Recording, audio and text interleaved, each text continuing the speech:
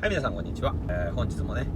ご覧いただきありがとうございます。また久しぶりにね、動画回させてもらってるんですけども、ちょっとね、最近いろいろ落ち着いてきたなと思って、動画をね、また回させてもらってます。っていうか、今モニター見たらね、真っ黒顔。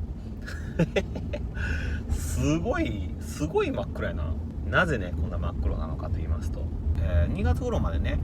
動画アップしてて、でそこからまた上げてないんですけども、その時にも伝えさせてもらったね、サッカーチーム、子供のね小学生のサッカーチーム、これちょっと作らせてもらってて、すごいバタバタというか、最初なんでいろいろ忙しかったんで、ちょっとそっちの方にね集中させてもらってたんですけれども、それがなんとか落ち着いてきたのかなっていうところなんで、また動画ね復活させてもらったんですけども、夏になるにかけてね真っ黒やばいな、こんなもう真っ黒になる。でね、前2月の時はそろそろアルファード復活させなきゃなっていうことで、なぜ復活させるかっていうと、もうそれもねサッカーに関わるんですけれども、倉庫、いろんなね荷物が必要だということで倉庫がね必要だということになりまして、倉庫借りていちいち乗っけてってするんやったら、もうこのアルファードをね復活させて、ここのね、今サードシートちょっと暗くて見えないですけど、ここをねちょっと倉庫代わりにしようかな。ボールとかテントとかね、他にいろんな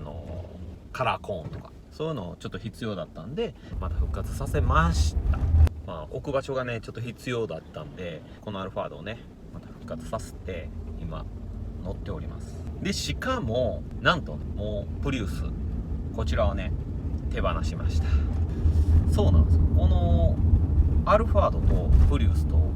2台持つ必要なくねってなって、僕がどちらかを乗って妻がどちらかを乗るっていう形をとってたんですけど、このアルファード一旦ね不動車というか動かんようにしてから新しい車をね別のを買ったんですけれども、それもファミリーカーで買ったんですけれども、それがあるということで、じゃあ僕一人で、プリウスとねアルファード乗るって、それいらんやろってで、ちょっとこれを走行で使わなダメっていうことで、プリウスはね今は僕の手元にない状態なんですけれども、2台もねちょっと必要ないだろうっていうことで、今はアルファードばっかり乗ってるんですけれども、2月に実は車検あったんですよ。もうそこで限界かなっていうふうに思ってたんで、